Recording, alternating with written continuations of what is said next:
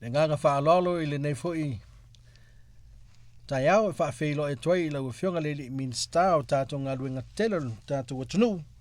Ia lau fionga olo fiti va ai. Ia whaaftai le tua o mose avanoa e whaatala noa I fwoi lau fionga I nisa mta upa tā ua. Ia wā fwoi le no fosi le fio o le tātou atunu o lo ai tau malele ma no pia I atunu mau ia maisa fwoi ia nimisila le nei atunu lo mātua au mawai ma le ngang whaaloalo whaafeilo I toi le nei tai au. Ia, me fo nei taimi e o folo fatuai e John se yudi o lo e tu le foi nei le vai ngol tato polo kalame ia le radio le motor tasi PI o falo fat fo ile pulenga ia ai me se lava ia o le fa fong fong tapua I le malo se tatu tunu fa tai fo o mo nei lao lao le pe o le fa ko kala ngo aku le I ka pole kio ai ma Alo si fua ma lange mama lo falo manguia. Ia, langi me mai lau e fionga o se ngang fia fo I mātou o maua se sui mai le tātou malo e tala no mai. Ia, mai sa lau fionga le ua sui pāle mia o tō se ai ia le fionga tamai tā pāle mia fo I ana fontanga I Europa. Ia, Ia o ke fa malulu aku a se yuri o lo i eira fionga e sui palmia o lo tau avea ia tute le fionga le tumatai palmia terminei ia a o mato ia o le au lango I ngā ruenga fo ia le fionga I le sui palmia o lo i eira fionga ia tuala. Aftai tele lau fionga mo le whamani noinga o ia vaenga. Tā o mo mua I le tātou fisili o nol taimi mnatu foi ona nai e tu no lau fionga. Ia o le sali potia mai foi I le tai au le pe o le tātou paua I sa mo I le aso nafi. Ia ae mana ia wha malamlama lau fionga langona leanga o lau fionga o le minsta o fito I tonu ia ia mtawhi yoi nei e le paua ia meisa ngaluenga tele I le tātou atunu malanga wha alor. A whaftai se yuli ia o te langona lava o se fisili e tā ua ia au a fo I le whafonga le atunu I le tūlanga fo ina tūla I mai ia mantua fo I se yuli ma le whafonga le Samoa. Ia, o lea sa tūla I mai ia le matangi e whaia e mo I awa ai ma whaia si malosi ngai Samoa. Ia, o lea sa tau mwhai lawa e whaatino I se ngā luenga wawe e toe whaafo ia nisi o vaenga fo I orka ko infrastructure ia po moli o waia waku le whaafonga le tunu. E toe whaalilia vaenga ia. Ia ai momoli atu fo I le nganga whaafitai fo I le tatu o tunu I le lava o sai ma lava pali. Ia o mea lava nei se yuli e au lava o na wha mua ia le saunga le mua alam whanau o lo ngā lului. Ia masalo ele I unaitu te mori mawina I lunga o penga te whailangi. Ia lung malipo o le vave au o isi wa whapenga o ngā kamwhai e vave o na toi whafo ia le tatou e le tise I le mamalo le atunu. Ia, o nā lava la sa whaatino lava ia ngā ruenga I le tūranga na o le mangu ke ua a whaina se soifua fo I olam whanau o lo ngā rue. Ia ngā fo I aksi sila a se uli ma la fo I mai moa le atunu u le tele o nisi o atunu u ia tauralate I Australia o le fea ngai ngei ma tūranga o le awhai Australia ia o le lolo vaia o mea o mawhapena. Ia, ele o ngā voi kātou ke makamaka. Ia, o mou tia foi ele kisi e ngai ngā ngu ma me whapenga. Ia, ai o le nganga lava ia e te talo lava I le mamalo le atunu ia kako o sai I le kūlanga fo e kūngai mai o ai e kau kere karangoa mangi a fianga whalna tūla whapea. E pe o la wa ka ke musu wa se uli le tūlanga fo I le o le whapea mai whai. A o le uma. O sanga le mo e ka kauanga ka pere leile ia le pao ai whai ngā ruenga. Mali. Wa ange ke I fo I wa whai ngā ruenga whapea ai whale kongo ma a fia se soifua o wala mwhanga ura o ngā ruenga. Ia koe whapea mo. Ia nga koe sai mai fo I la ia. Ai I lo ua nganga maulalo te kalo kula vai le atunu. Ia lava pale pe le ngaluenga i le whaingofie. E whafsanga i Malo. le au whaingaluenga. O le mariu ma le oke whafsanga i kai mi ume whakingo i la ko ngaluenga. Ma na ia tele va nga ia wa mai la fionga e ta ua mo le sile fia le tatu tunu. Ia mai se o le ele tise e lo se me ta alo ia se isi o me tau Ali, fao le vai man ma ngalo pe o le te me a fai na ilu tatu tangata.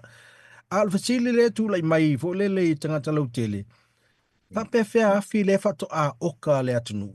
O le a so na nga fa mata o mai a fia le a fo ia i fa fi tauli nei. ia e pei fo ia nga sida fia fo ila tunu e whata to wafia nga o mai whau popo. E nga mai tonu lava le taimi o le fontanga fo ile a malo au Chok. fatisi. Ia le Mm. tau. Ia, se i ulima le whafonga le tunu, e maka ukia le a e lunga o le whaonga le tunu. Le Mm. tunu o pisingisi. A vo o kou sila mai le kele o pisingisi fou ia ua whakingo kong. Ia. Mm. O paua ngai mga o mia pisingisi nga o le free face longo winga e malosi o le paua mga o mia. Ia, pe la vo ila ua koe o kaisi ka ko afi a se lua. A Mm. o le timing ei, o le whakua uma i a whaatanoanga le ua a makaloa wa ika ko a company e wha. E Mm. lua e a whaia ka ko solar projects, solar farms. E Mm. lua le wa nga i savai, lua le wa whakingoa le vaenga nge mare wha moe moe. E o ku ia November ua a maka o ngā whaunga e le tunu u so soangi mai ia ka ko wafi e fia. Malo, whaafitai, ia na umanino whaafong anga le tātou tunu i whaamala maino o ia tūlanga i le ngata i le motosia i le tisi. Ia o leo i whai e inga luenga le matanga luenga. Mō le whaatauina mai o afi e toi wha leo, ia a wā lava taimi e tali atua i le tātou tunu. Tā se e mai ia o tū tufanga se leni i o tau au i nātu in malo bo dividends. Se i wha mala mai lau fionga ia maisa mtanga luenga o vale o malai valele. Se tasi leo o mtanga luenga o lo ia i lalo lau va inga. Ia po o le wha ngā ina fo i o se leni o tātou malai valele. A mese fo i o le Shipping Corporation. Ia o vaenga ia lena mai tau atu ia tātou tala fo.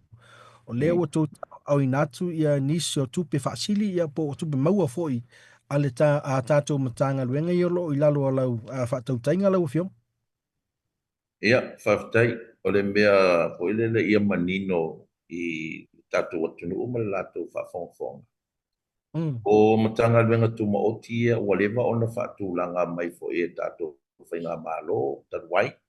Ni. O matanga luenga o momo businessi ia le atunu. O businessi ia le atunu ia vaenga ia. E i lava lau le tūlanga po i lea whainga whaavae e tolu su pasene o a lātou kupe maua. Tolu su fitu pasene.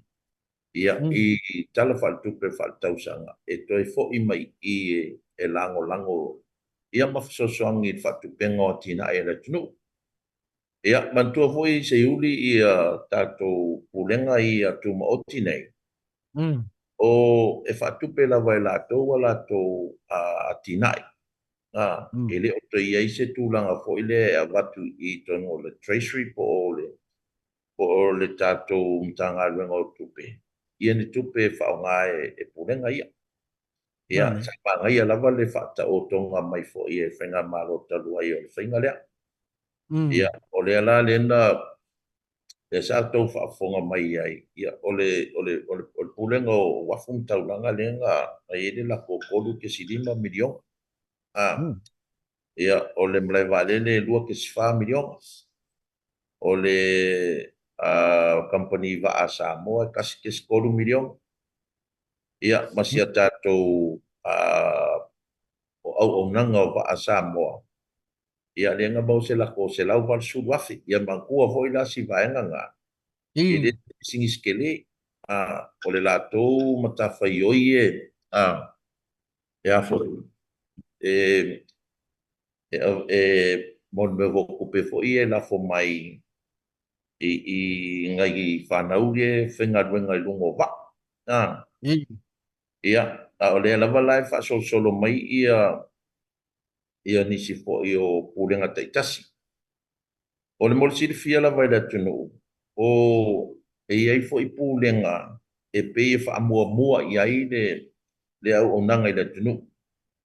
E le sidi fo ia le mo meo dividends fo i e. I lo o le wha o le wha tino le ngā ruenga ina ia le lei le au o nanga i le tunu. Ia, kai peila o le EPC. E. Le suavai. E pe o nganga nga o le LTA o le whaingo awala me whapenga. E wha mua mua i le malo le wha tino mai e pūlenga ngi e tolu o le wha le lei o mea awala au nanga i le tunu. Ia, o le alama la mako kei loa la maki solo mai ai foi. Pe le ese dividend, a o lai wha kingo ma wha le lei mea e au ngai le ako o le mea kusiri nganga ka ua. Ia, o ka o mai la ia i malai vale ni. Ia. O le malai vale le malanga le ua bevesi ai fo i se ka ko ko pengo fa ia o le malai vale le o le sipi singisi al malo. Man. E su e ala ko la ko se le ngi. Ko ngi la ka ka fa inga ruenga ma fa ia kinga. A ko si sila mai ngi ya tina e wa ye gaming e se yuri ma fa fonga fonga le tunu. Pai la wa pule nga ia fa kupe la ko. Mari. Ele pe o me sa ia so ia o kau maki maki mai ka ko fa inga malo sa pe sa te ka ngisi la ko. I le ka ko officer kupe e su e me se kupe fa ye me ia. La ko kinga. Ia, peila o le malai vale le ua uma aku ngisi o la ko aki nga. Fa kupe la vai lato. Ia, ere ka ngofi. O le ko paka le o le mera le sa u kiti lo ko i fo ile fo pe o ngai fsiringia se furu kala le. Ia, o ko ki se furu lima a kausanga ele suia lava ia le ka kofi le. Se furu kala. Ia a ko si sila ku ia tina ia o la fo e fa penga la va vani ngo pisingis e ke le koi me fi fa le ia o le me fo la le pe o ko si sila mai le mau ka va le kai mingi e o wa mai ko sa mo ia marka ko me masangi a fo le kasi kanga ka e fa ka va le o fa le o yo ia o le kai mingi ia ngau ko si sila wa le o mo ka kau o nga ko e fa popo le fa ke le ingo le o ka pa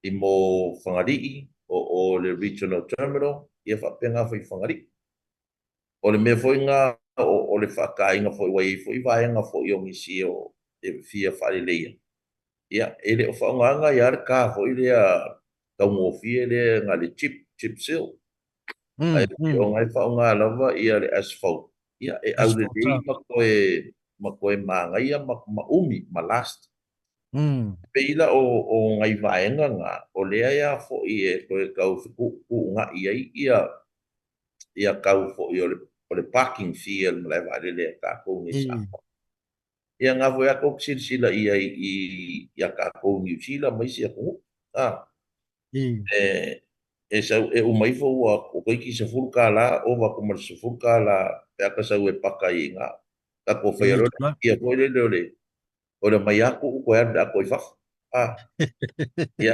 ngatu pada ngā whako sila i development sale au kilani le ua makua kua sui.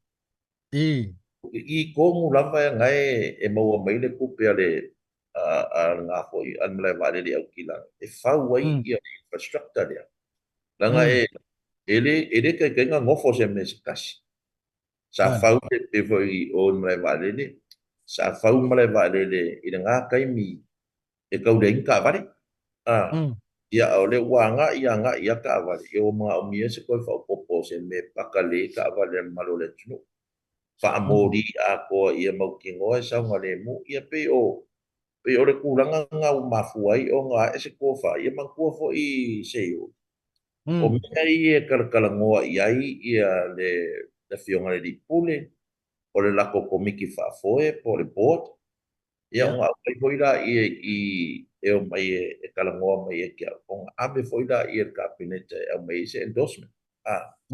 O se, ia, O le ia mea fwere le whapea sa ka kau nga mai i wa le wa koe keu whenga whawai nga o le suinga o mea i a le pūrenga le o le pūrenga le mlai vai le kusa ma le pūrenga o vālele Mm. Mm. o lo oina lo la vai la kōpū la fonga e whai lava la ko boards whai unga pe si pe le si ia po la pūlanga iai o le ala ua mako koe ki e au ngoa mai i ka ko revenue boards wo i le e whaia mo me o kau o me whapea ia le Mm. no fina ngalo te mai tai pa mia mar ka peneta e si le whainga whai se whainga whawai ia mau ki ngoa e ui uma mai i konga ka peneta i lo le whai fo e komi ki wha fo e whai unga ia pe o ngai mea ngā se yuri mar wha fonga le atunu o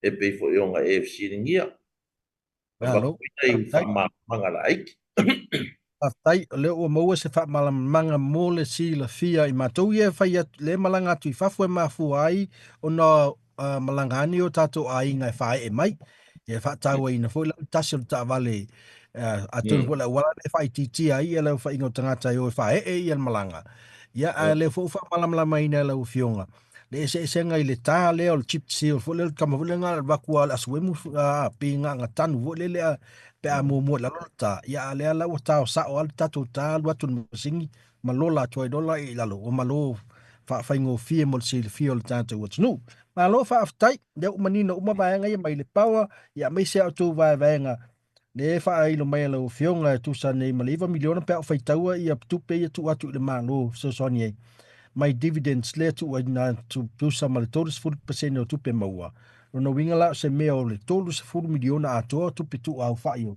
o tanto tanga wenga pe tu fa tas fa tai o le manue ia le fa tu tanga fo ia tanga wenga ta se e mai lo le vanga mun mulu o le wa tu matanga fo i ele malo le tunu fo ia le la fo le fa tu ina le vaso le tene nanga laua fionga le sa tu bla e fa ai lo fo ia ma fa ma alo i ofe i le fionga le fonga i le la fo e fa tu ina i le manato al malo le fa tu tu ina le fonga o na tu te malanga fa lo ia whaafitai o ke iloa e le te le sa u whamtalanga o ngā sa moni mauina fo i le malo le tunu u ia tūlanga upa. Pe ona tūla i mai i le tātou parimeni. O le na mafua o na whaile lafo e tolu lafo sa whatino le malo. O a ula lea sa whenga i e mōnia i al whina ngalo le parimia mar ka peneta. I tu tono le parimeni. O le lafo mua mua la. O le lafo na fisiringi ai ia le fionga le fonga fitalai. Pe ai sea ua toe au mai ei le si lafo o le whatutuaina. A o le ua umanga whaide le fionga fo i le di whaipule i a lau. A o le ua uma o na whaia e le HRPP le lafo o le whatutuaina. O le e pole ale ese o finangalo whaalia ua ai o le upu tāua i te tono le whaavae le e whaavae i eina fōia. O le le whaatuaina. O le no confidence. I le mai taura le malo. Ua lua lafo. ia Ua lua lafo a le whai kukongo o le vai asu. O le lafo o le lafo la le sa makomo mori ai. E visiringi ai. I langa whai unga le karia inga o le lafo le alonga lua. Ia. Nā lafo se uni ma le whaafongafonga le tinu una te ena e le whangawhitalai. Ona toi ave fo ila i o lesi lafo le malo i le whionga le whangawhitalai. Whamore more. Ua atangia ia le tūlanga fo i lea o le whaitu au. Mai ua pe ua tala whea ngai. O ngā step aside, pe step down. Ona e mangu le malo i le tūlanga le whakingo ingo ngā luenga. I ko kongo le pārmeng. Ai mako kiloa. Ua le manguia ia le taitai fono. Ang kua fo i pārmeng. kusa maka ka mga pawan mea o le whangwhitalai e nate ta inga le whono. Ya li. Ia, o le foi la le wa o le mea la le ia vakulo malmang. E reka ria fo. Ko e vakulo le lafo mori mori. Ia, ua mako whaku aku le lafo. E wha amalo lo ai ia le fionga ai le whangwhitalai. Male sui whangwhitalai. E, E enga fo. e, Ia, o le la sa o fina watu. O fea mea au mai tono le palemene e fai e fai unga ale palemeni. Fea e, la po e fai e le fai unga ale whangwhitalai. Fea la fo e te ena la vaitua ere ia o mai dungo pepa o ngā luenga ale palemene. O le menga sa o mangakua u iai. Au mai I luma faa pepa mai o ngā luenga. O sa unga mai la ia a mea o le mafuanga le wa ule kariai. O le mafuanga le e, ka mo ko fa fonga ia i le tūlanga o le lafolonga lua le nga fai mai nge e la fionga ia la uli ma nisi fo o le mako vai nga fau fai. O e, le ua fai mai ia nga mangi ngor sa ngua nga ale a fo ia le fongfitala ia le korpo inga le mako fonga ngas. Fai mai o aku le so kai au. Waku lolo fisidi pe kalia pe re kalia. Ia mm, e waku le so soa. Ia nga le fio kwa le fongfitala a makaloa ma le tipeiti le ina a ua wale a mai le fisili pei o nga ia folo inga i le aso ma ke mm, o kele fo inga o isi vaenga nga o mako mga kuai loa ua fade kongu la le wa kele al fade kongu le fengo nga duenga fa palme mai kele ale a faingo nga duenga al malo o le fai le ua unanga le atunu o le ku le foi e kai le tunu ia mm, nga foi lasa au mai e foi la ia ma le kusi le al kai o le cha pipi sengi ma mai e foi la ko e, e lato te lango ina i le lafo muri le lafo o mai kau mai e le cha pipi e le tua mai ua kolu nge o lafo malo e le kadia e fong trai mm, ia pe o ngai valanga se o lima le fa fong le tunu ua mako mga kuai ia ua le kalafeagai ia le afioga foʻi ia paliʻi mo le kauʻaveiga o le gofoa o le atunuu ia lea laua o le kaimigei ia lea laua avaku loa la se makou kalosaga i le faamasinoga e, sila i fo lava iʻi ma kaupu lea ua koʻalia galuega le palemene oga o le gasegase lea kulaʻi likoga o le palemene malo, whaafatai, lea lau manino, ia ele italiaina, tu sai fo mal sila mai moa le tātou atunua, mal whaafonga nawa yaso sa mai tau fo ile tau fiai ma, leo fōringa mai, wa toa I inga luenga whaatino le tātou pālemene, ma se I yeise aso, o a le ua tau nuu lola, le upule se yeise aso, e pe ona whai mo fo ile I unga lea. Ai, lona winga la, ile tau vaenga le yei newa, le sa manino le lei, mai le lafo mun muli lea le sunga ya laudi. Ia, na le lua se furu a ia le vaenga o tau vaenga whai lai o lo langolango ina le lafo le satu ina mai sunga ia la uli. Ia le sa langolango atu ia le tu, fo lea le tu angai. E te le lafo whaatasi au e lai ia I pela la tu whatu tuanga ia te o tau pe a fua iai o le ua lua a ia lafo I le tonu lavo le fitu aso. A matala e walangala o a whape tō fia mai la sesi fong fitalai pe o ai la sesi o tō e ono tō e anga waa e fili mai ai ia le vaenga lea e whai e pa lota al pāle mene. Pe wha mata e mawhai o fili sesi o le si tū lea i e po le tū fo e la auli po le tū a le tū ngai. E la tau te tau a veina le tofinga o le fong fitalai. Paftai, o le tula fonoa ia tu mau le mota se yo. Mm, O to finga ngei parmia konftalai e kofi e mm, le parmene.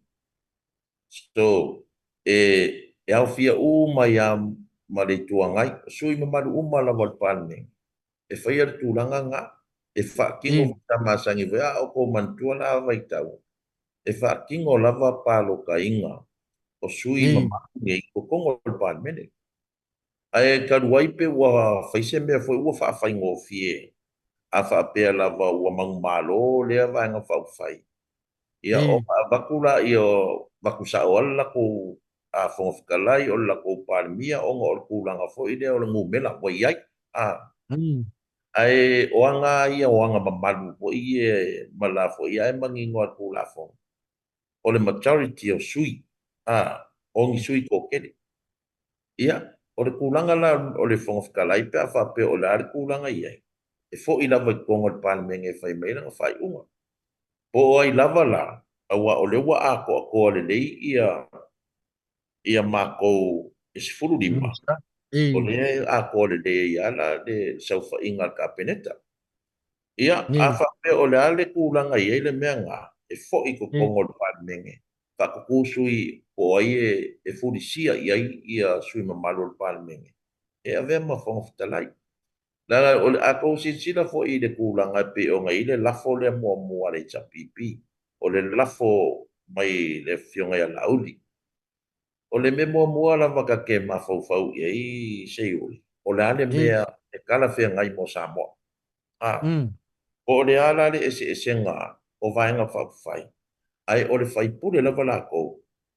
Ma fau le lei. Po o le ale mea kaunga whai. Ah, e, e pe o ngai vaenga nga. Aua le ai foi lea sei uli e o e, para ngoi le mea lea. Ia, o kula i mea o ngei mea sole. Ta ke of. Ua mawai ai fai ngā uo o a inga. A, o ngu, e, o i ku malo, ka lo fai. Ia ai ua whapea mai o ai ua wha maurunga. O ai ua wha maurunga i mai lea pik. Ia ngā sākou silsila ma mori mauinga ia le fono lea. A, e, i la fonga mamafa. Ia, ele i kani ia le sa wha maulalo longa lo. Mm. malelo. Ia. E pei o ngai vaenga ngā ia ai o mea ia ia mako ua i o wha esi a whai pula le o le mauta. O le mea ngai mau e whai keke ia ka ika po o le ale le whinga ngalo ma le ko wha lo kai ku malo o ka sau e kukom. Ah, Mali. ia. O le mea ngā ka keuska ia. I re ka kau fo i o ngā whese e ka i whaapea le whaakingonga e ka ika le whaipule. O le ko Mm, whaamalu lo kai kumalo. Ah. Se i ronga u mali. whaapea mai le kumalo, i adu lai i le spiko lea, adu le spiko E, lea. Ai mai ale amakanga. O le ko whaanga kai pewe o lo kumalo sa le ngarua. O le ko mm, whaanga mai e kia ngofo ia. Mm. mm. Ia. E Malo. pe o ngai vaenga ngai i whai ngā lafo ka ko pāle menge se iuti. Ah, le lo ke wa e ku i wa le si me nga le fo wa ko ai nga lu nga malo. E, O ye ka ko ku la fo ngai ko ko ngwe e ri fa ka ngoi nga ri umang fa mai ang fa ka ngoi e le pasia. Ia o le fo e, wa ko ai i ku la nga le. Mm. malo. Whaftai, leo manino nai i lausau noanga. Ia le sila sanga le wo iai al tātou pālemene, ia tātou talia, ia lupe maunu tu sai fo i ma le whaatou whala inga a le wha masinonga po whea o le aanga iai. Ia ma le fo la umanino e toi fo i ono toi fo i ala il pālemene e toi whaia iai lana wha i unga wālanga o le sa fina mai fo i suia ngā ngai whamanga numel tolu. E le ai se tū la fono, ia a le fo i Mm. na u matau atu i le wha mamlama mai sunga i sui pālemia. Ia o le lo ia fo i. E iai le tulafono leo le doctrine of necessities. Yeah. Ia, mai taula ma tō fo lele e whai taua ia tō saunoang, mai taua tō saunoang. E tau Mm. tō e tū mā natu i le tau sanga lea na tū lai mai eile la o tō whai ngā malo, na tō whaonga ai nei fōi ia le principle le po le doctrine lea. E whai eile Yeah. wha tau tō mai tua mai le pālimene. Lea na Mm. muli ana tō e validate e le wha masinonga ina ua mai alfitu aso ele i whai ele la o tō wha a tau Mm. tonga po te talaina le palimene tu sai me le whaatununga le whamsinonga. Ia, mā lo, le Mm. ato e tuli atu i se taimi o le lumanai, e mo e se isi Mm. whaatala noa ma lau fionga, e whaafetai tele na mai tau atu o nai fo i te whea ngai ma whontanga i kapineta nea uli, ia e whaafetai tele mo lo taimi whaafnoina mo le tātou atunu e te sau no mai ai, whaamalamala ina nisi o mta upu e pēna iei le nei lava i tu waso ma le nganga whaaloalo. Ia. whaafitai se uli ua mau se lau matango fia whapenei. Whai e fo i le tātou whaasoa ma tūlanga foi o lo fia mau e se mana maanga. Ani ma malu se tātou o tunu i nei Samoa ia matunu foi whafo. Ia, a le nei tūla ia e moni a oe o lo o fia ngai fo i mawhonutanga ka peneta. Pau lava ia se tuolalo ia i le mamalu le tātou o tunu ia o le sau le lungo tātou penga te whaina. Alia Te talo lava mai ele ia o ia matapia le manaia ia ai o le lava e tu mau ko pongo o lo loko ia le tu alalo fo ia le fionga le mosiniolo ia o le ngana lava alia ia mai le se fo i le mai tau nei vai tau ua makua malo sia ia le ka alfili tonu e whavevesia a inga manuu ma ekalesia ua ofo i ekalesia latou ia mai tu malo ia e kako kakalo whaakasi le tu e sosoangi mai pea ia i so kako vai i le whaakingoinga o kiuke ma kako ngāruenga ia mo nei taimi se uri ia alofa atu ni malo tātou atunu alofa atu fo i lau fionga fo i tau avenga o kako polo kalame ia awale longolongo puia di pea o tātou atunu ui so o semtau ia malenganga whaaloalo ai si o walu o si iwa aile mako ka pengeka ia pia lu wai ia Malo whaafitai tere lau e fionga ma le whaamanoina lau taimi. So i fua mai e manuia. ia sai foi ia